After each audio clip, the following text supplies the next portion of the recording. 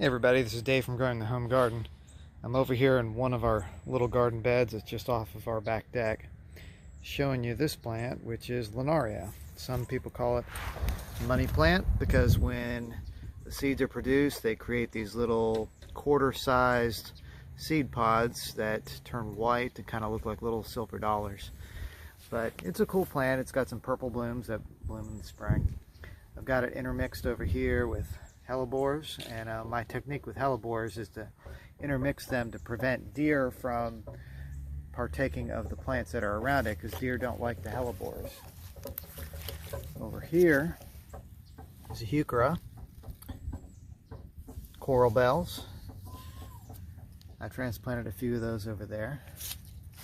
And then of course lots of seedlings over here, weeds, henbit, and chickweed and stuff like that. But that is an ajuga, and I like ajuga as a ground cover. It gets these little purple flowers and it does spread. So I moved a bunch of this over here to help intersperse the plants and create a little ground cover to help reduce the need for any kind of mulch. You'll notice I leave the leaves here because that's good for beneficial insects to kind of have nesting spots over the winter time. Over here we got another heuchera. No, from the other side it looked like one, but that is just more of the Lunaria. So anyway, that's just one little bed over here.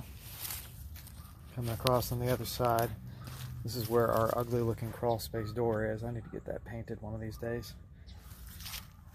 But that is a volunteer beautyberry that just kind of sowed itself in a pretty decent spot for a beautyberry. Around here, another hellebore that we planted right next to these crepe myrtles. Crepe myrtles create a really good bit of shade very quickly, just a couple of years, and you can have some nice shade gardens underneath them. Coming around over here, another hellebore. They self-sow very easily. I've got a few actually out in the yard that I need to dig up and transplant.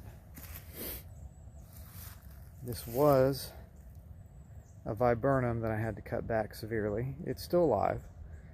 It's got the real big snowball-like leaves. It's a sterile variety of it.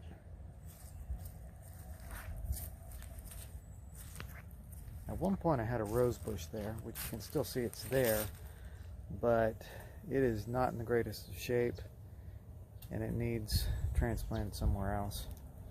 Mostly because the shade really overtook this area and created a shade garden where I had lots of sun before. So that's just one little bed over here. This, as you can see, self-sows very readily, the money plant. And unfortunately, you can't actually grow money on plants, but you can grow something that kind of looks like it.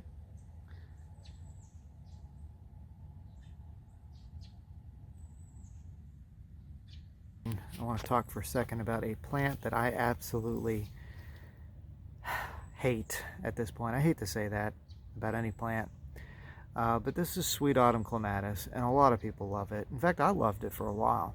It's got a wonderful fragrance in the fall, lots of blooms. It's a really good climber. It climbs over top of things so you can get it to cover something up very quickly. And that is actually the real problem, is it overtakes things very fast and it self-sows extremely well. So I have this stuff growing in all kinds of places that I really don't want it. I've had it up by our mailbox garden before, and I have removed the plant in what I thought was its entirety, but it is still growing. It is still producing shoots and stuff and going up. So I keep having to come back and pull it up and pull it up. And I'm not sure if it's because I'm missing the roots or if it's because new seedlings have emerged and are sowing, but it is prolific. And you can see here, it's all over the place on this deck. And I've cut this back many, many, many, many times. So a lot of people love it.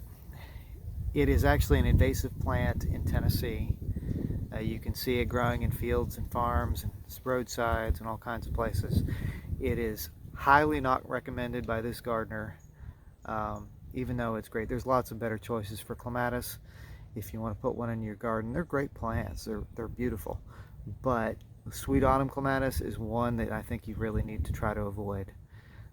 Mine I got from a plant swap many years ago when I was first starting gardening at our house, and I do regret putting it in there. That's a case of where I should have done a little research into exactly what I was planting before I put it in.